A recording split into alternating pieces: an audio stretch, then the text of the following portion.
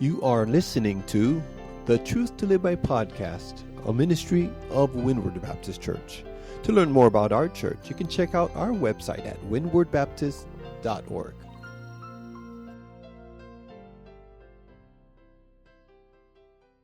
Isaiah overview. So Isaiah is the most famous prophet in the Bible. Who do you think is the most famous prophet in the Bible? I must be a good teacher. What is that? I guess you could say in the Old Testament.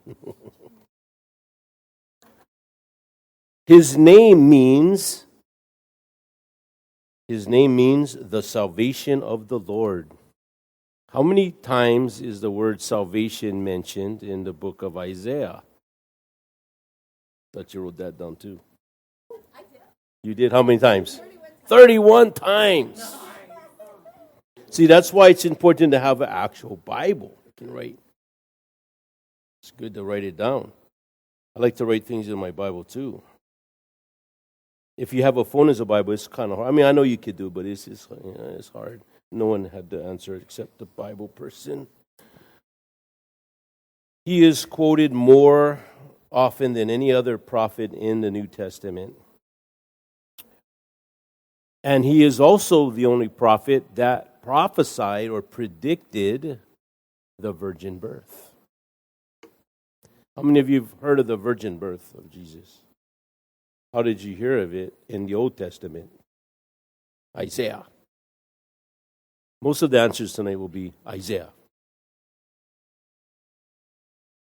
I'll read the verse. Isaiah 7:14. Therefore, the Lord himself shall give you a sign. Behold, a virgin shall conceive.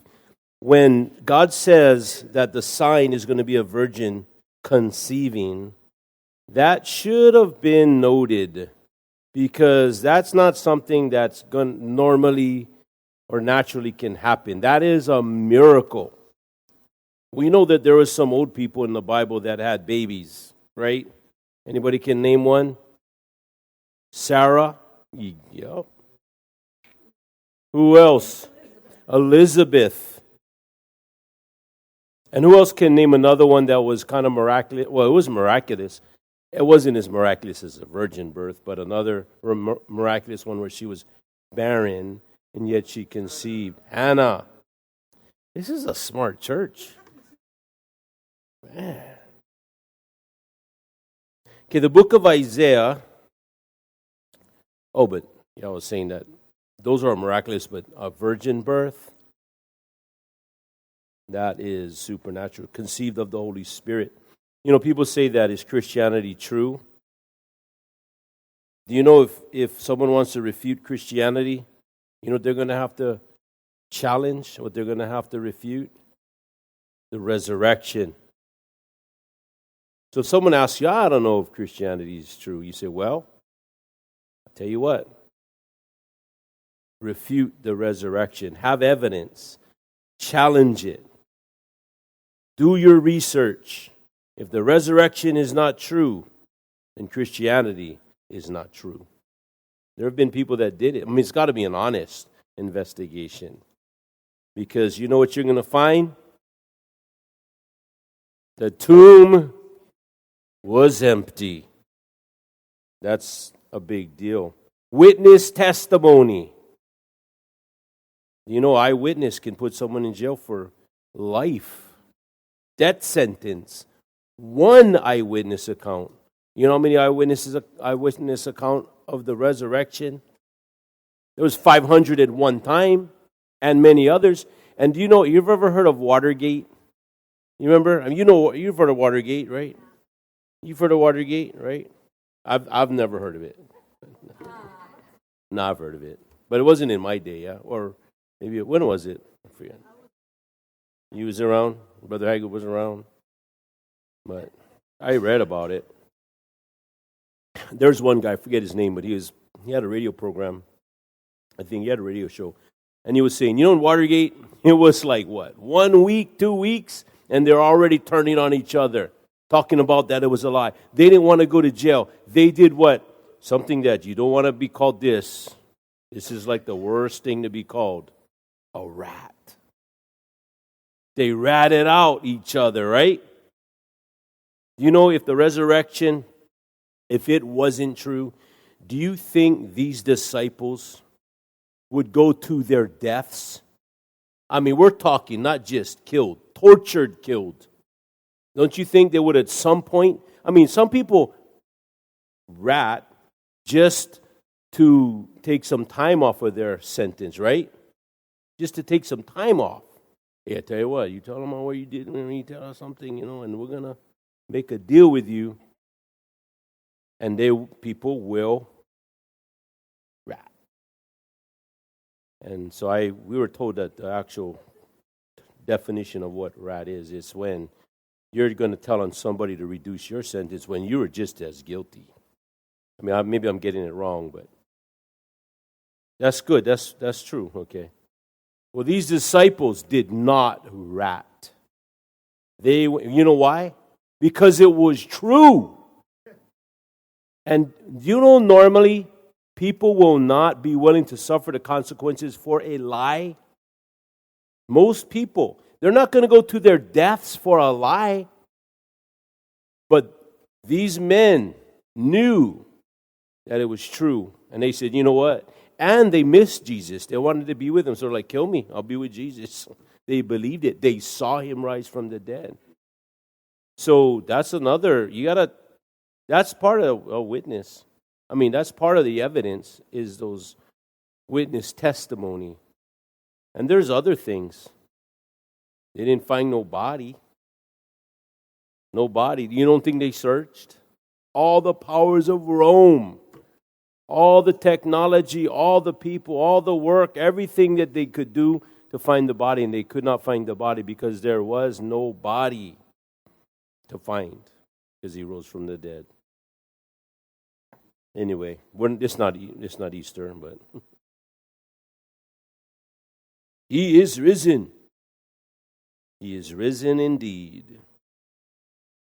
Okay, another thing about the book of Isaiah. Isaiah mentions the fall of Lucifer. You ever heard of Lucifer? You know the devil, he was originally Lucifer. He was an angel. Do you know a lot of translations don't even have his name in it? The King James does. Maybe New King James. Where's the kind? You check yours out. See if you got Lucifer in there. Isaiah 14. And we'll know if the New King James has Lucifer. But I'm pretty sure the NIV doesn't even have Lucifer. Do you know a lot of the modern translations, the devil tries to be, what's that when you don't want people to know or you were trying to hide? What's that word? This guy knows starts with the A, I think. Anonymous, yeah. He wants to be anonymous. Was it? Isaiah what? 14:12. What you got? New King James. Let's see. Oh, it's in there, okay. So New King James has it. King James, New King James. I don't think any New American Standard. I don't think NIV. I'm pretty sure NIV don't have, because he wants to be anonymous. His name is not even there.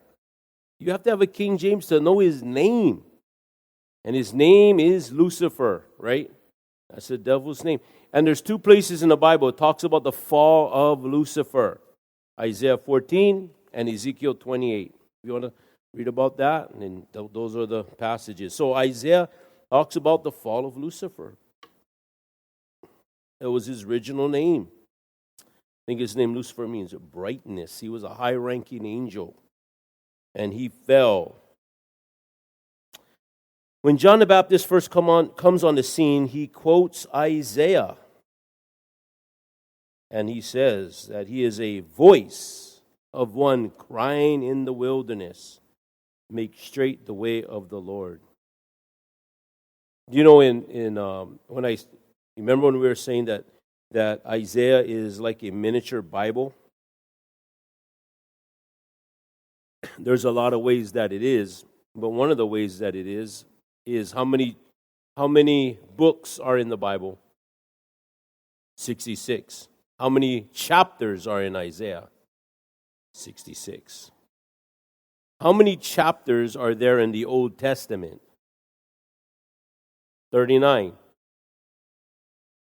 I mean, did I say New Testament or Old Testament? Yeah, Old Testament. 39. There's 39 in the Old Testament. How many are in the New Testament? 27. So, what is the last chapter in Isaiah that would be basically the comparable to Malachi? What chapter would that be? Chapter 39. So what would be the first chapter that would make up the New Testament section of Isaiah? Chapter what? 40. Who is the first person? Okay, in Malachi prophesies that someone is going to come on the scene first before Jesus. And they are to look for this person. Who was that? Now, it actually says Elijah, right? So, Jesus said, if you can understand that John the Baptist came in the spirit of Elijah, you can understand that, then you can know that I am the Messiah. Because first you're going to have Isaiah. He said, if you can understand that John the Baptist came in the spirit of Elijah. You can understand that, then you can understand that I am the Messiah. So they were looking for Elijah the prophet. That's what it says in Malachi. And he says that he's going to be a voice of one crying in the wilderness. So that's the first thing they're going to look for, right? So you know what Isaiah talks about in Isaiah 40, which is basically the beginning section of the New Testament, right? Look what it says in Isaiah 40. It's talking about John the Baptist. Right? It's talking about John the Baptist. So Isaiah 40, this is the beginning of the New Testament section. Comfort ye, my people, said your God. Speak ye comfortably to Jerusalem, and cry unto her that her warfare is accomplished, that her iniquity is pardoned, for she hath received of the Lord's hand double for all her sins. The voice of him that crieth in the wilderness, prepare ye the way of the Lord, make straight in the desert a highway for our God. That's talking about who? John the Baptist. And he is to prepare the way for who? Jesus. But look what it says. The voice of him that crieth in the wilderness, prepare ye the way of the Lord. Capital Lord. That's Hebrew for what? Jehovah. So John the Baptist is preparing the way for who? Jehovah. But we know John the Baptist is preparing the way for who? Jesus. So Jesus is Jehovah. You can even use that verse right there and show a Jehovah's Witness that Jesus is Jehovah right there. Even in theirs. Because they changed capital Lord to Jehovah. Because that's the Hebrew word for it. And in fact, every reference for God, they'll change in their New World Translation, which is a terrible translation, by the way. But they'll translate all of the references to God to Jehovah. And not all of them are Jehovah. Some of them describe God or God's name and it's different. It's not Jehovah. It's God, but it's a different name.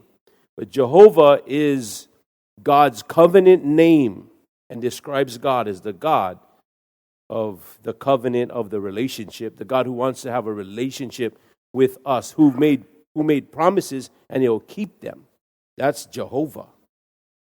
And right here, they translate it to Jehovah, and rightfully so in this one, and they'll say, the voice of him that crieth in the wilderness, prepare ye the way of Jehovah.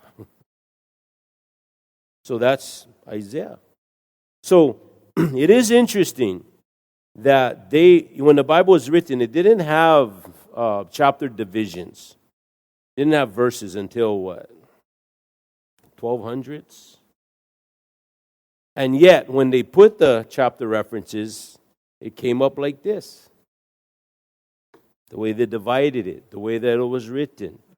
And so you see that it's interesting how it has 66 chapters in the book of Isaiah. And not just 66 books, because the Bible has, chapters, and the Bible has 66 books, but the way it's divided. Like the Old Testament, the theme of the Old Testament is anticipating someone is coming. And you see in the book of Isaiah from 1 to 39 is different in a lot of ways than 40 to 66.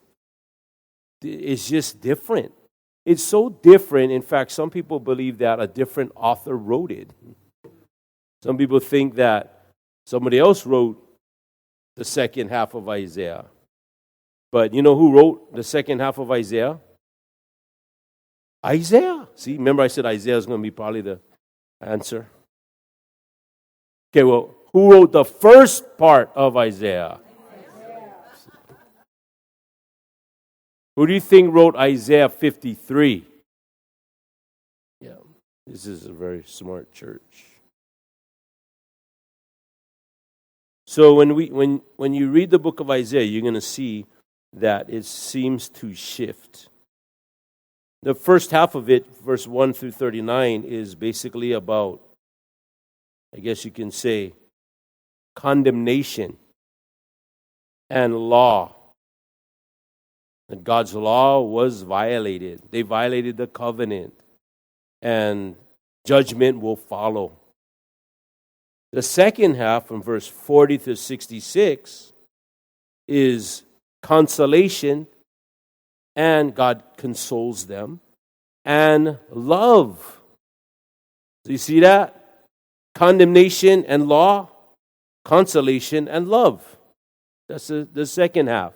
Doesn't that kind of remind you of I'm not saying that the whole 39 chapters of Isaiah is only about condemnation, but that's the theme. Because there's also hope that is offered. But you'll see that there's a lot of condemnation. The nation of Israel is condemned. Then the enemies of Israel, they're also condemned. But then you see in the second half, look how it starts. Comfort ye. I guess you could say, instead of consolation, you could say comfort and love. And it starts right off saying, comfort ye, my people, because of all the condemnation. But don't forget, yes, there's condemnation, but don't forget that God is a long-suffering God. And he says, comfort ye, my people. The Messiah is coming. What is the Old Testament about, if you could describe it in one word? Anticipation. Someone is coming, right? When you look at the Bible, if you look at it as an overview, you're going to see that from Genesis, there's a problem. You have Genesis 1 and 2 creation, and it says, it is good, it is good. God created everything, right? And he says, it is good, it is good, it is good, it is good, it is good, it is good. 6 times.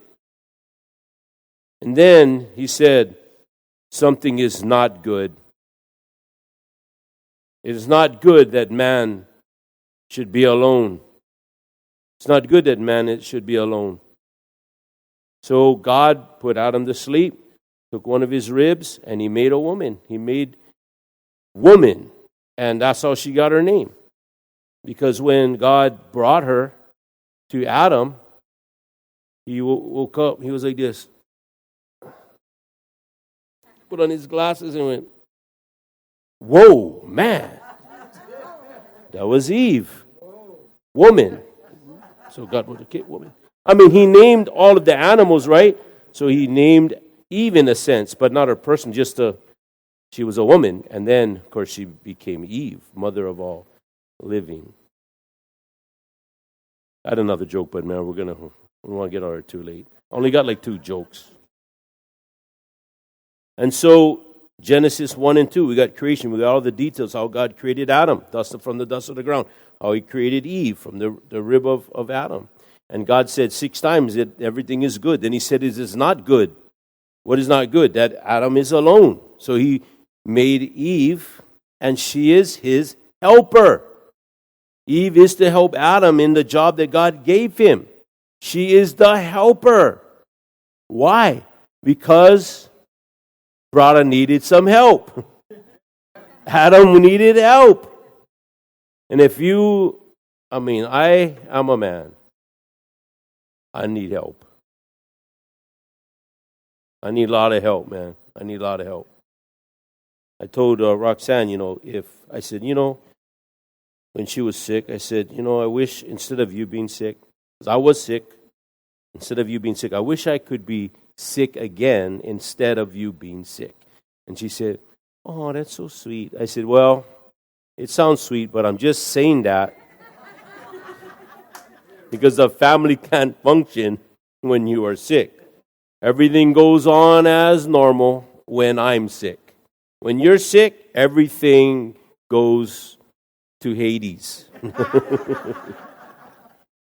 It just... you ask any of my kids, would you rather be sick, mom or dad? Well, dad's sick, whatever. Mom's sick, ah! We need a lot of help. So God created Eve to be the helper for Adam. She is to complete him. And because it wasn't good when he was alone, it is understood by theologians that she is the seventh good. The number 7 is the number of perfection, the number of completion. She is the completer, the perfecter. She makes Adam perfect, or which another way of saying that would be complete, not sinlessly perfect, but complete. And so the book of Genesis, and it says right after that, then Adam and Eve fell into sin, the fall of man. And then in the same chapter that man fell into sin, we see a very important verse that announces the coming Messiah. And we talked about this in the teen class, and after I heard that they're asking the question of who is the seed of the woman. And I guess I didn't explain it. I just said the seed of the woman is going to crush the serpent's head. The seed of the woman is Jesus Christ. Because the woman does not carry the seed. She carries the what? The egg. The egg is not alive. But the man carries those little swimming things. They are alive. That's the seed. And then one of those little guys got to get into the egg for life to begin and for there to be conception. So man carries the seed. So when God says the seed of the woman, that's supposed to cause people when they read that to pause and think, wait, what? The seed of the woman? Well, that is a first announcement of, it's vague. It's not specific like Isaiah. But in Genesis, it does prophesy the coming Messiah who will be the seed of the woman. And that is a reference to the virgin birth. And it says in Galatians, when the fullness of time was come, he came forth, born of a woman. So in Genesis, it talks about the seed of the woman is coming. And the rest of the book, in fact, the rest of the Old Testament is about he is coming. Who's coming? The seed of the woman. We know he's a male because it makes reference to him being a male in Genesis 3. We know he's a male. We know there's going to be a virgin birth. Then later on, we see that in Genesis chapter 12, that he's going to be a descendant of Abraham. He's going to be a Jew. Then we start to see later on that he's going to come from the tribe of Judah. It talks about the scepter. You see how there's more clues? And then we're going to know where he's going to be born in the book of Micah, right? Bethlehem. The book of Daniel tells us when he's coming. You see all that? All the predictions. And then you see all the types and shadows and feasts, and all of that is a type or picture of Jesus Christ. And then we see all the people that are type of Christ. And there are so many in the Bible. Anybody want to just throw out one? Joseph. Joseph was a type of Christ. And when you study the Bible, you will start to see. If you want to see how many types of Christ there are and all the pictures of Jesus, talk to Pastor Kevin Hart, he studies that stuff, the types and pictures of Christ. You know the tabernacle? Everything in the tabernacle pictured Jesus Christ. The gold pictures his deity. And the sacrifices, it pictures who he is as he is going to be the sacrifice. The tabernacle, that pictures Jesus. The high priest is a type of Christ. So we see it all through the Old Testament. There's an anticipation. Someone is coming. And then in the New Testament, manifestation. He is here. So when you study the book of Isaiah, it has that same storyline.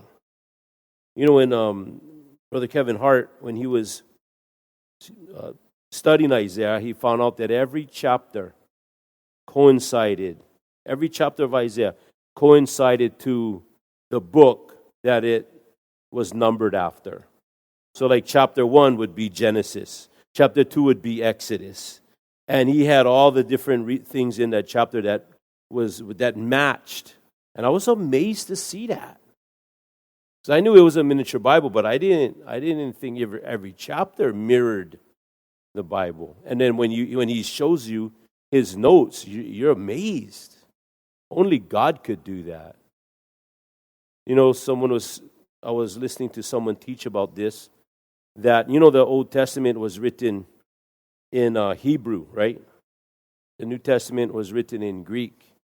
And the Old Testament, this is what the person was saying, if you start off in the book of Genesis, in the first letter is the Hebrew letter that matches with Yahweh, the Y letter. I think it's called a Yod. And then you go every 50 letters in Hebrew, it spells Jehovah. And then if you go into Exodus, every 50 letters spells out Jehovah. Oh, no, I'm sorry. No. I think every 50 letters spells out Torah or something like that. Like every 50 letters. And then when you go to, you skip Leviticus, and then you go to Numbers and Deuteronomy. So you got Genesis, Exodus, skip Leviticus, Numbers and Deuteronomy. And from Numbers and Deuteronomy, every 49 letters spells Torah backwards. Oh yeah, it's a tav, I think, because Torah, right? So 50 letters, Genesis, Exodus spells Torah. And then in Numbers and Deuteronomy, every 49 letters spells Torah backwards. It's like they're pointing like this. And the Torah, that's another word, that's the Word of God, the first 5 books of the Bible. Some say it's the books of Moses or the books of the law. So they're pointing like this, pointing like to Leviticus. And so you got Genesis and Exodus, every 50 letters, Torah. And then you got Numbers and Deuteronomy, every 49 letters, spelling Torah backwards. And you got Leviticus, every, I don't know if it was 7 letters or something, it spells out Jehovah. So it's pointing to Jehovah. You think man could have figured that out to do that? And every breath, we talk about Jehovah, right? You don't even know how to say it. YHWH. It's breathing sounds. Yahweh. Your first breath is God's name. When you're a little baby, you come out of you're born, and then they smack you like that, right? Nah. You read about, I guess they did that in the old days, but when we had our babies, they never did spank them. Maybe they should have. I don't know. But when they spank them, they start breathing, right? Like, Yahweh. And then if you ever see someone pass away, you're there in a room, and they're breathing, or they're fading out into eternity. And then what do? They take their last breath. Yahweh. Right? Our life is bookend by His name, Yahweh. In fact, you know when you introduce yourself, you always say God's name first. Did you know that? I am Kevin. I am is Yahweh. Because He's always first, right? Even lost people say it. Even they breathe His name too, right? Doesn't matter if you are a believer or not. You are created by Yahweh. You're bookend by Yahweh. You introduce yourself after you've said His name. Okay, back to Isaiah. It's interesting, right? Glad you think so, Brother Robert. So, in the book of Isaiah, we know that, of course, I talked about this, that John the Baptist, he speaks he quotes Isaiah, saying, a voice of one crying in the wilderness, Isaiah 40. But so does Jesus. He quotes Isaiah. Listen to this. Isaiah 61. He begins his public ministry. He goes into the synagogue. In fact, when you go to Israel, you can go to this synagogue. We went to this synagogue. And he was in this synagogue, and he quoted Isaiah. This is what he quoted. The Spirit of the Lord God is upon me, because the Lord hath anointed me to preach good tidings unto the meek. He hath sent me to bind up the brokenhearted, to proclaim liberty to the captives, and the opening of the prison to them that are bound, to proclaim the acceptable year of the Lord, and the day of vengeance of our God, to comfort all that mourn. What does it mean to proclaim the acceptable year of the Lord? What does it mean to say what he's saying? What this is an announcement when it says to proclaim liberty to the captives. That's an announcement for the what? What time element would it be? Like what special festival? The year of Jubilee. Because everything pointed, that's what they anticipated. That was their favorite year, right? Because that's when all your debts get canceled. You know, if anyone was in prison, they got freed, right? That was a great time. If your land got mortgaged or whatever and sold, to pay a debt or whatever, you got the land back. That was a year of Jubilee, the year of liberty. And so Jesus is there. That's a time of liberty. By the way, when you receive Jesus Christ, you've received the one who will give you liberty. It is when you get saved, like everything before you receive Jesus Christ was bondage. But when you receive Jesus Christ, now you have liberty. So here's Jesus. He's coming on the scene, and he says to proclaim liberty to the captives, the opening of the prison to them that are bound. That's what happened at the year of Jubilee. To proclaim, in fact, they made this proclamation a year before. They started to announce the next year is the year of Jubilee. To proclaim the acceptable year of the Lord. And so Jesus says this in the synagogue. He's quoting Isaiah. But he didn't quote the whole verse. He only quoted this part. In fact, you could look it up. In Luke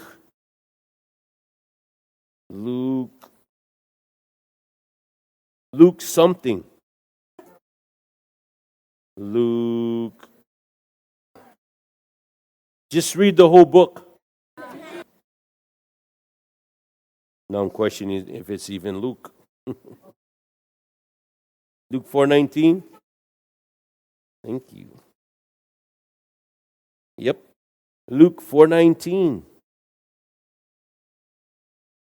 The Spirit of the Lord is upon me, because he hath anointed me to preach the gospel to the poor. He hath sent me to heal the brokenhearted, to preach deliverance to the captives, and recovering of sight to the blind, to set at liberty them that are bruised, to preach the acceptable year of the Lord. And he closed the book and gave it again to the minister and sat down. But that's not how the verse went, right? It said to proclaim the acceptable year of the Lord and the day of vengeance of our God.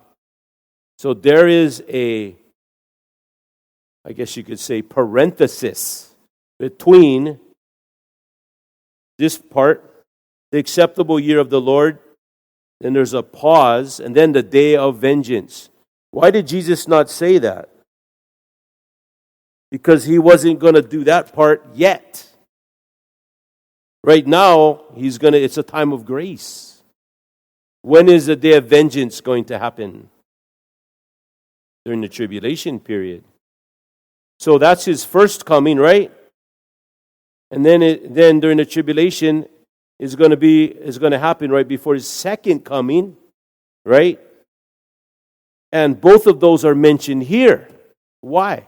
Because that time period of, I guess you could say, the church age or the age of grace is not really spoken of in the Old Testament, because the Jews were supposed to receive their Messiah when he came. But they didn't, right? And so they crucified him. He died, he was buried, and he rose again, and then he ascended into heaven. Then the Holy Spirit came down upon us, and we see the church age beginning at Pentecost. So when he is quoting Isaiah, he doesn't say the whole verse. He stands up and he reads Isaiah 61, verse 1 and 2, and in verse 2, he only reads this part, to proclaim the acceptable year of the Lord. And then it says he closes the book and he sits down. So you know why they did that? When they stood up, they're teaching. And when they sat down, when they sat down, they taught. So he sat down to teach. They teach like this. Oh, that's more comfortable. But when they stood up, they preached. So he stood up to proclaim the message, and then he sat down, and then he brought his lesson that he taught. But they got mad when he said this, right? In fact, they wanted to kill him. Okay, so continuing on the overview. Isaiah was very wealthy. He was born into nobility, the noble class. He had access to the palace because he had been a part of a royal family, or at least an aristocratic family that was well connected, wealthy. But then God called him and commissioned Isaiah to be a prophet. And when you are a prophet, it was a difficult task. Isaiah prophesied during the later part of the kingdom period. The kingdom period started with who as the first king? Remember? Saul. Second king, David. Third king, Solomon. Fourth king. Oh, I didn't know if anyone was going to know that one. And then you had the division of the kingdom, right? Rehoboam, who was the guy down here? Jeroboam, his cousin. One of them was Uriah, and Boam was his last name. Boam was his last name too. No, that's not true. But that's how I remember him. So the kingdom period, he was prophesying during the later half of the kingdom period. In fact, during his ministry, during that time frame, we know that the northern kingdom went into captivity. You remember that? The Assyrians took them captive. You remember that? In 722 BC. Sennacherib. And then they started to come down to Judea, because you had the kingdoms was divided. You had the north and south. The north was taken by the Assyrians in 722 BC. The south, the Assyrians came down to the south. And in the book of Isaiah, it talks about this right before that first part of from chapters 1 through 39. There's something going to happen in chapter 39. It's talking about the captivity. So when Hezekiah was the king, Sennacherib and the Assyrians were coming down, and they were threatening to take them captive to destroy them like they did everybody else. But they were unable to do it. You remember Hezekiah prayed, he sought the Lord, and the Assyrian army, they didn't do so well. You ever have a bad morning? They had a bad morning. They woke up dead. They didn't wake up, in other words. And so that's pretty much takes you to half of the book right there. So he's prophesying during that time period. He was a prophet during the reign of 5 kings. I think right at the beginning of Isaiah chapter 1, it talks about, 4 of them? Look at Isaiah 1, since we never even looked at it yet.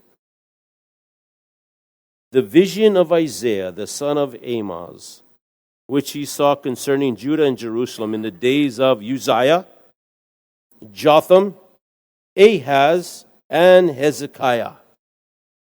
But there's one king that's not mentioned there, that he was alive during this king's reign. In fact, it is historically understood or traditionally accepted that this king is the one that killed Isaiah by putting him in a hollowed out log and sawing him in half. And I'm not talking about log in half. I'm talking about log in half. And that was Manasseh, so that would be 5 kings, but 4 are listed here. And it says this in Hebrews, and this could be a reference to that. Hebrews 11, verse 36 through 37. You ever heard of the health and wealth movement? Like if you are godly or you are serving the Lord, that God is going to make you healthy and wealthy. Someone needs to tell these people that, because this is not how their life went. Others had trial of cruel mockings and scourgings, yea, moreover of bonds and imprisonment. They were stoned, they were sawn asunder. That could have been Isaiah. Were tempted, were slain with the sword. They wandered about in sheepskins, goatskins, being destitute, afflicted, tormented, it says, of whom the world was not worthy. So look at verse 2. Hear, O heavens, and give ear, O earth. For the Lord hath spoken. I have nourished and brought up children, and they have rebelled against me. You know, when you raise children and they rebel against you, how do you feel as a parent? Well, that's how God feels. And sometimes we can think as a parent, well, we wasn't the perfect parent. You made mistakes. And you're thinking maybe that had something to do with the way my children were. And sometimes we blame ourselves when really, you can be a perfect parent and still have children that rebel. But an example of that is God. He's a perfect parent, and his people rebelled. Jesus was the greatest leader. And the disciples, a lot of times, were a lot like us, I think. They rebelled against me. The ox knoweth his owner, and the ass, the donkey, his master's crib. But Israel doth not know, my people doth not consider. Sinful nation, a people laden with iniquity, a seed of evildoers, children that are corrupters. They have forsaken the Lord. They have provoked the Holy One of Israel unto anger. They are gone away backward. Why should ye be stricken any more? Ye will revolt more and more. The whole head is sick, and the whole heart faint.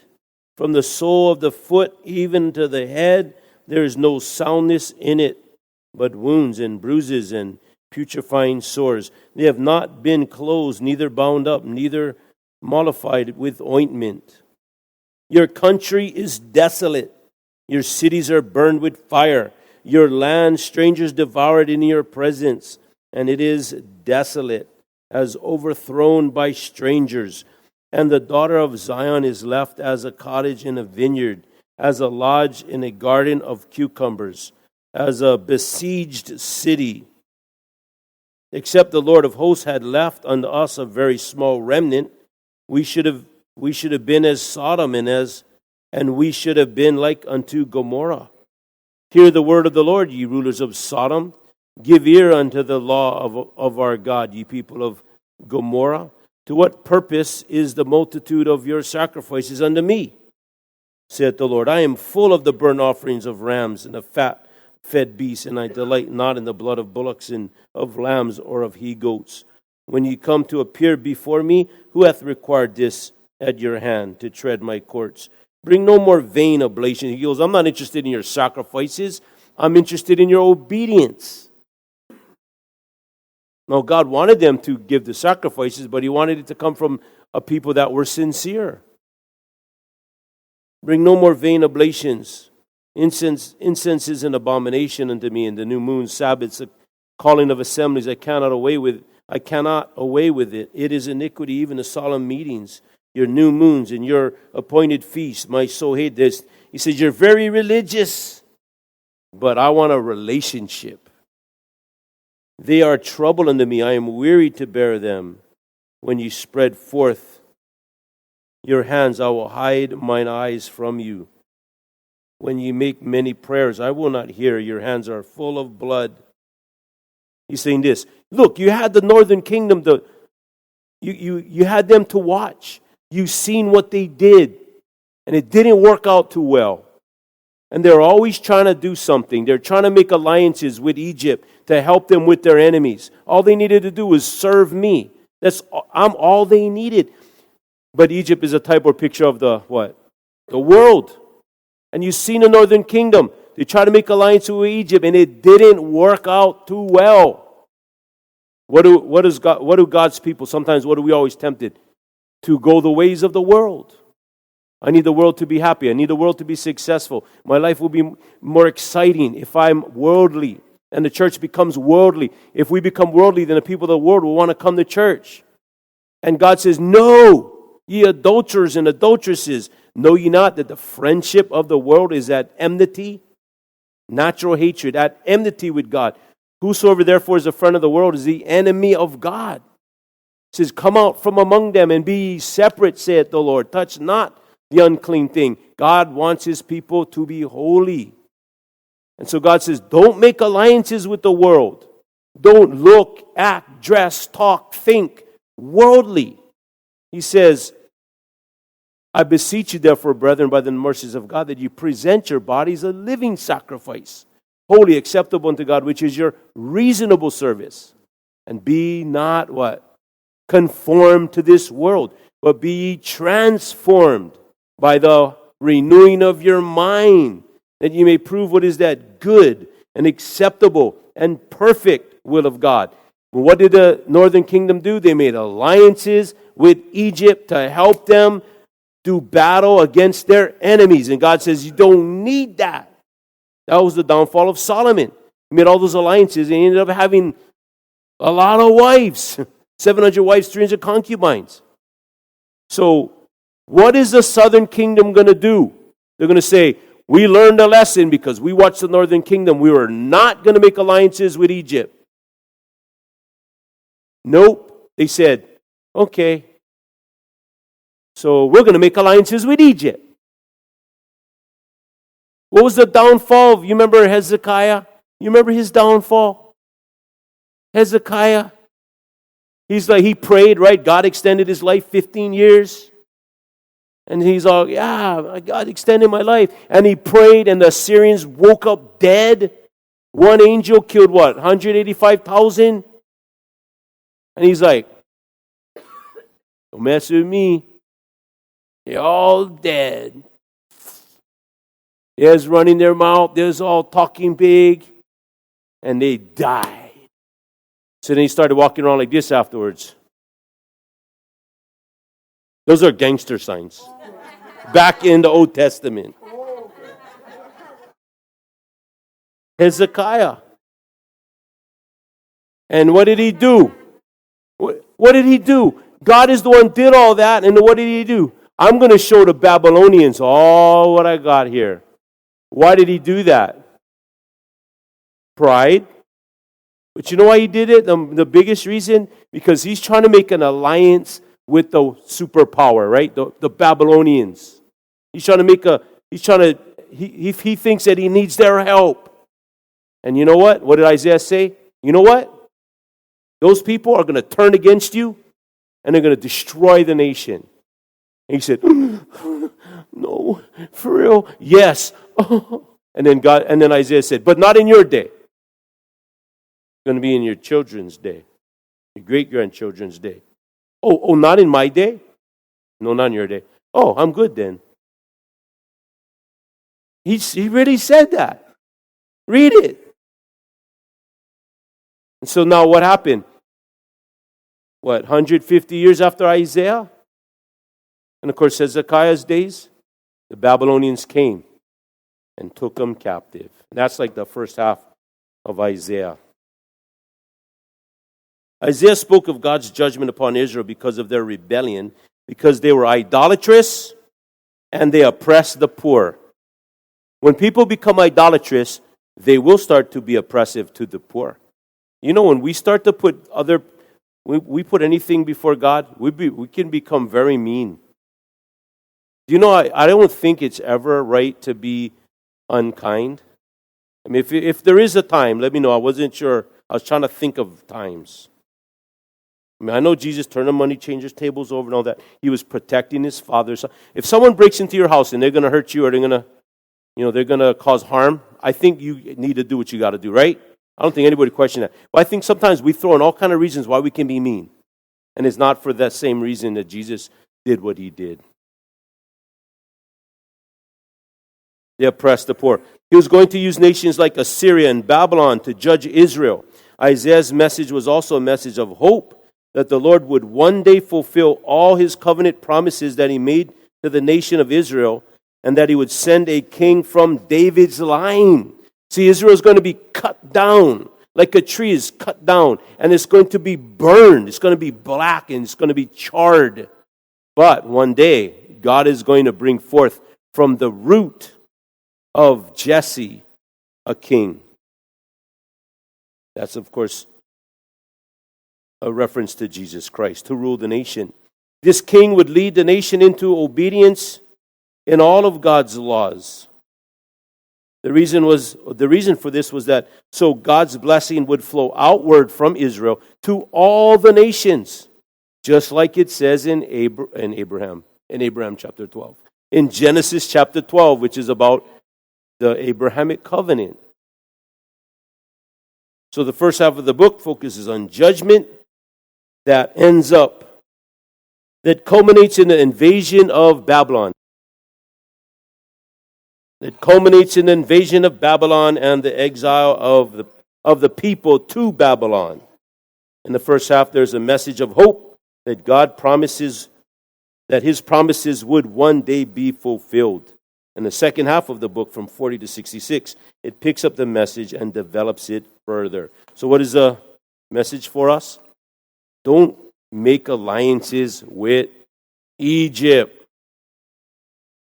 Don't make alliances with the world. All we need is the Lord. Sometimes some people do this. I would worship the Lord more. I would serve the Lord more, but I got to work so much.